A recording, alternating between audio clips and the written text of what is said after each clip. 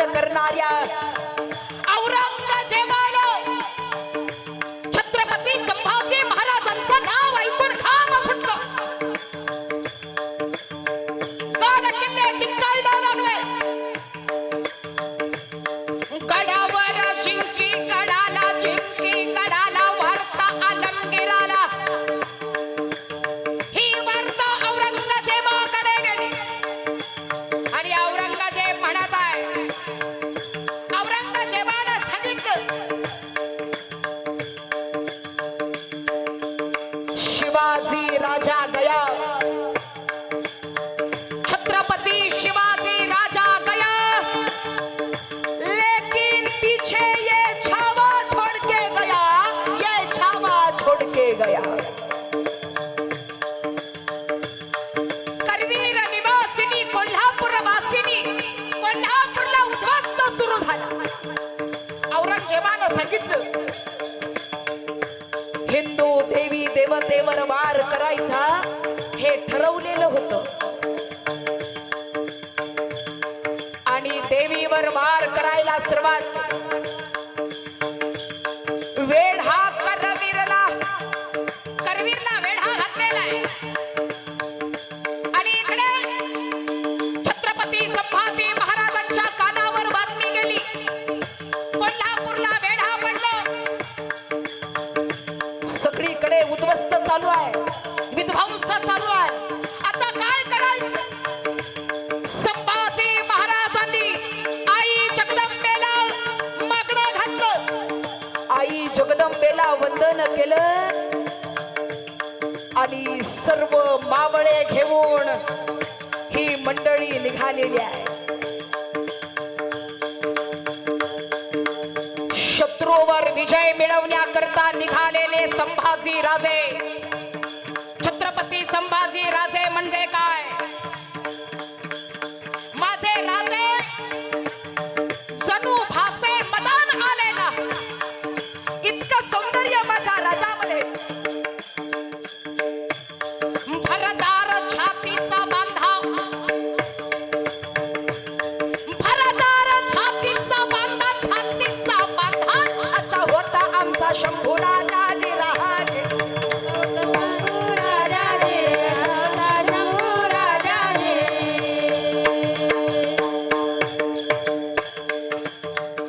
छत्रपती संभाजी महाराजांनो, औरंगजेबाने विचार केला, याला पकडायचं असेल तर स्वतः जावं लागेल. औरंगजेब एकटा निघाला नाही. नातू जावई मुलं सगळा परिवार घेऊन राजांना पकडण्यासाठी दिल्लीवरून महाराष्ट्राकडे निघाला. दिल्ली सोडायला ज्यानं भाग पाडलं असेल तर ते एकच राजे, छत्रपती संभाजी महाराज. आणि काय घडतंय मंडळी ऐकाय. माझे राजे निघाले. घोड्यावर स्वार समयाला, घोड्यावर स्वार समयाला, स्वार समयाला, स्वार समयाला, मारून टाच घोड्याला, मारून टाच घोड्याला. एके दिवशी मध्यरात्रीला, एके दिवशी मध्यरात्रीला प्रकार काय घडला, प्रकार काय घडला, प्रकार काय घडला.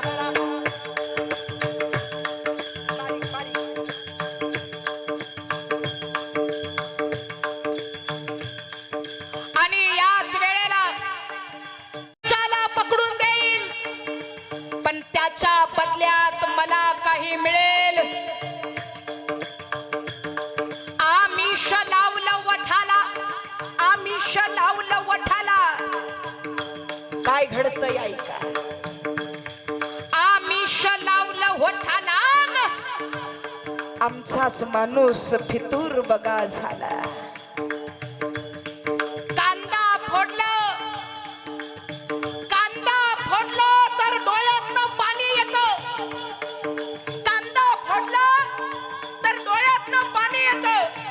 डोळ्यातनं पाणी आलं तरी चालेल, पण कांदा फोडावाच लागेल. म्हणजेच काय, आमचाच माणूस आहे.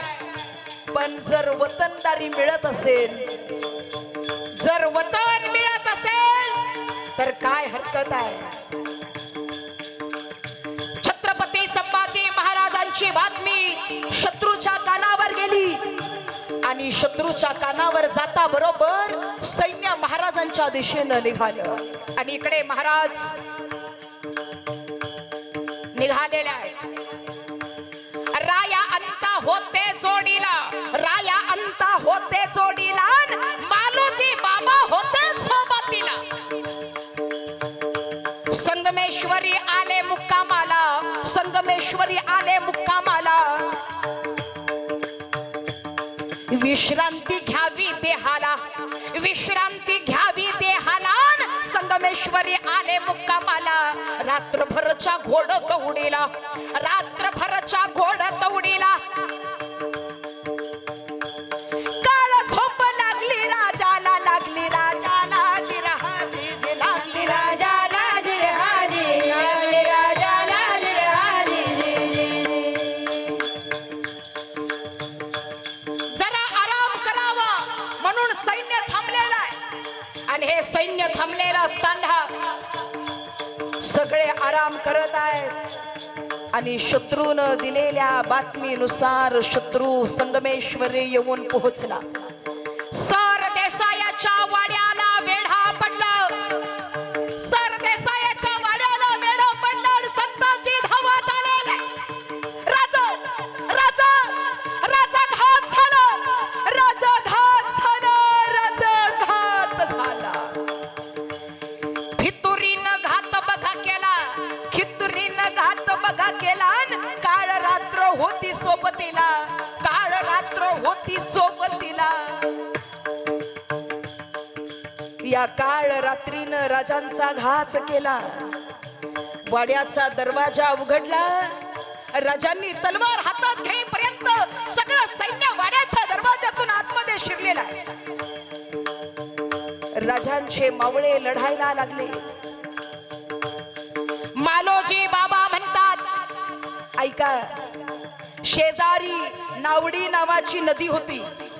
या नावडी नदीवर नाव तयार होती. या नावेमध्ये नावाडी तयार होते. कशासाठी?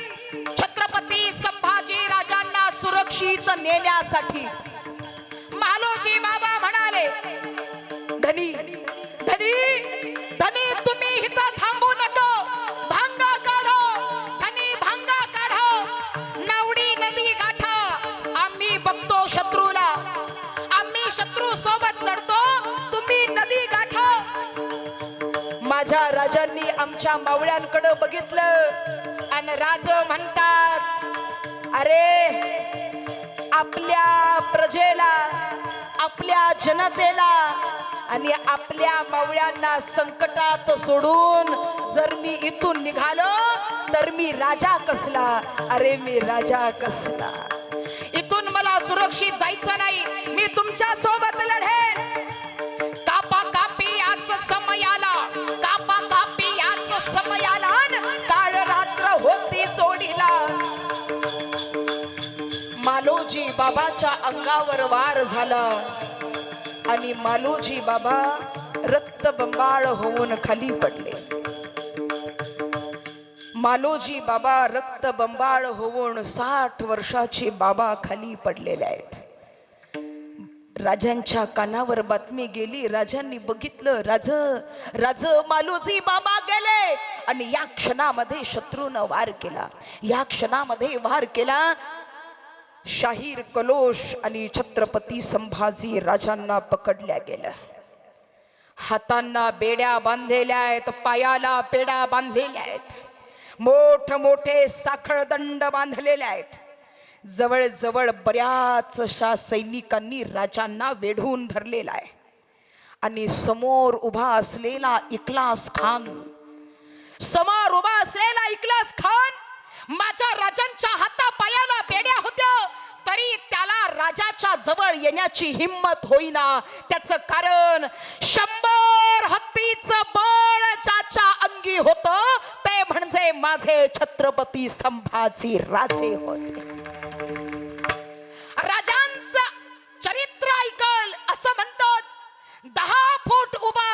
माझ्या राजांच्या समोर एखादा माणूस आणि माझ्या राजानं नुसतं नजरेनं जरी एखाद्याकडे बघितलं तरी जाग्यावर कापायचा तो माणूस जाग्यावर.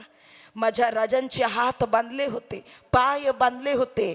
30 ते 40 जणांनी राजांना ओढून धरलेलं होतं. पण ज्या बांधलेल्या हातामध्ये तलवार होती, हातामध्ये तलवार होती. ती हातातली तलवार, त्या तलवारीला हात लावायची कोणाची हिम्मत होईना. इखलास खान समोर आला आणि इखलास खान राजाच्या जवळ जाणार, पण हातातली तलवार बघून इखलास खान घाबरला आणि तो म्हणतोय, संभाजी राजे हातातली तलवार खाली टाका. राजांनी इशारा केला, नाही टाकणार. खाली टाक, नाही टाकणार.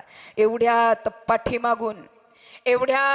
पाठीमागून खान आलेला आहे आणि त्यानं बघितलं आणि इखलास खानानं सांगितलं, हा संभाजी राजा, समोर असलेला राजा हातातली तलवार खाली टाकत नाहीये. मी त्याला किती वेळा सांगितलं. तेव्हा त्या शहानं सांगितलं, इखलास, त्याचं कारण असं आहे, हातातली तलवार त्याच्या जीवात जीव आहे तोपर्यंत तो खाली टाकणार नाही, कारण तो सामान्य माणूस नाही. छत्रपती शिवाजी राजांचा छावा तुझ्या समोर उभा आहे, छावा तुझ्या समोर उभा आहे. माझ्या राजांना पकडलं आणि दोघांना पकडून अकलूज मुक्कामाला औरंगजेब त्यावेळेला येऊन थांबला. माझ्या राजांना फरफटत औरंगजेबाच्या दिशेनं घेऊन चाललेले आहेत. लोक म्हणतात, हिंदवी स्वराज्य आणि छत्रपती शिवाजी राजांचं नाव, धर्मवीर संभाजी राजांचं नाव का घेता? गरज काय, कशासाठी? त्याचं कारण एकमेव आहे. माझ्या राजांना औरंगजेबा समोर उभं केलं. महाराज काय सांगावं? बटाट्याची साल जशी सोलून काढावी तशी माझ्या छत्रपती संभाजी महाराजांच्या अंगावरची साल काढल्या गेली. जिवंत असताना अंगावरची सगळी साल काढली आणि काढलेल्या सालीच्या अंगावर मिठाचं पाणी सोडण्यात आलं. अंगावर मिठाचं पाणी सोडण्यात आलं. काय त्या वेदना झाल्या असतील, काय तो त्रास सहन न करण्यासारखा असेल. आणि राजांना बांधलेल्या अवस्थेमध्ये असताना निष्ठा म्हणजे काय ऐका. औरंगजेब दाढीवरून हात कुरवाळत हिरवी शाल खांद्यावर टाकलेली, दाढीवरन हात कुरवाळतोय. राजांच्या समोर येऊन उभा राहिला. राजांकडे त्यानं पाहिलं आणि राजांकडे बघता अंगावरची साल काढलेली आहे, अंगावर मिठाचं पाणी टाकलेलं आहे, तरी माझा राजा त्याच्या डोळ्यात नजरात नजर घालून राजा बघत होता. माझ्या राजांचा स्वाभिमान बघून, राजांचा अहंकार बघून औरंगजेब मनात म्हणतोय, या छत्रपती शिवाजी राजाच्या पोटी हा राजा जन्माला आला. माझ्या पोटी अशी औलाद जन्माला आली असती तर दिल्लीवरून महाराष्ट्रापर्यंत येण्याची गरज मला आज भासली नसती. मला माझं सिंहासन सोडून इथं यावं लागलं कारण माझ्या पोटाला अशी संतान जन्माला आली नाही. एवढी ताकदवर, एवढी क्षमता असलेली. औरंगजेबानं समोर बघितलं, राजांकडे बघितलं आणि औरंगजेबानं शेजारच्या शिपायांना विचारलं, काम झालंय का? शिपायांनी सांगितलं, आलमगीर ऐकत नाहीये. आम्ही सगळे प्रयत्न केले पण ऐकायला तयार नाहीये.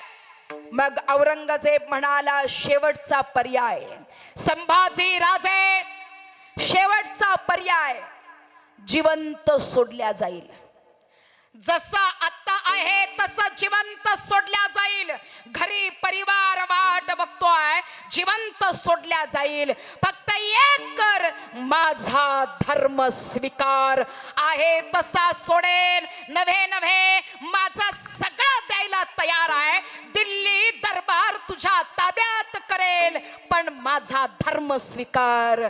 माझ्या राजांनी वर डोळे करून त्याच्या नजरेत नजर घालून बघितलं आणि माझं राज म्हणतात, अरे थो तुझ्या बोलण्याला. जसा तुझा धर्म तुला प्यारा, तसा माझा हिंदू धर्म मला प्यारा. माझा हिंदू धर्म मला. अरे काही करशील, पण माझ्याच्यानं ते जमणार नाही. जगायचं तर स्वराज्यासाठी, मरायचं तरी धर्मासाठी. ही निष्ठा, ही अभिमान या मातीमध्ये बघायला मिळते. आमच्या महाराष्ट्राच्या मातीमध्ये बघायला मिळते. हा महाराष्ट्रातला इतिहास आहे, हे महाराष्ट्रातले आमचे विचार आहे. आणि म्हणून गर्वानं, स्वाभिमानानं, अभिमानानं आम्हाला राजांचं नाव घ्यावंसं वाटतं. अभिमानानं इतिहास सांगावासा वाटतो. कारण आमच्या पिढीला, आमच्या तरुणाईला जास्त आम्ही सांगत नाही, पण या छोट्याशा ज्ञानाची गरज आहे, छोट्याशा माहितीची गरज आहे. आमच्याकडून ऐकायचं नसेल, महाराजांची पुस्तकं मिळतात, वाचा, घडवा. आपली लेकरं परमार्थाला, धार्मिकतेला लावा. एवढं सांगेन. आपल्या गावामध्ये तुका म्हणे होता ठेवा, तो या भावा सापडला. आपल्या गावामध्ये चालू असलेला भव्य दिव्य असा अखंड हरिनाम सप्ताह सोहळा, शिवलीलामृत पारायण सोहळा, सुंदर असं आयोजन, सुंदर असं नियोजन, अतिशय सुंदर असं स्वरूप आपल्या या हरिनाम सप्ताहाला आलेलं आहे. उपस्थित असणारे सर्व, स्टेजवर उपस्थित सर्व आमच्या विद्यार्थिनी, सर्वांचं अंतकरणातून ऋण. हरिभक्त परायण आमच्या गायनाचार्य मंगलताई, गोड गोड गोड अशी सुंदर सुंदर अशी गायन साथ आमच्या ताईंनी केली. मी नेहमी सांगते, आजही भेट झाली तर सांगेन, महाराष्ट्रामध्ये कुठेही महिला सप्ताहाचं नियोजन असेल, कुठेही महिला सप्ताह असेल, तर त्या महिला सप्ताहामध्ये सुंदर आणि गोड असा आवाज, गायन साथ आणि त्या सप्ताहाला सुंदर रंग देण्याचं, शोभा देण्याचं, रूप देण्याचं काम जर कुणी करत असतील तर आमच्या गायनाचार्य मंगलताई करतात. गोड गोड असा आवाज आहे. एक महिला शक्ती, नारी शक्ती म्हणून मी त्यांचा सन्मान करते. मंगलताईंचं ऋण व्यक्त करीन. हरिभक्त परायणमचे मृदंगाचार्य ललित महाराज दादा, आपणही गोड अशी साथ केली, आपलंही अंतकरणातून ऋण.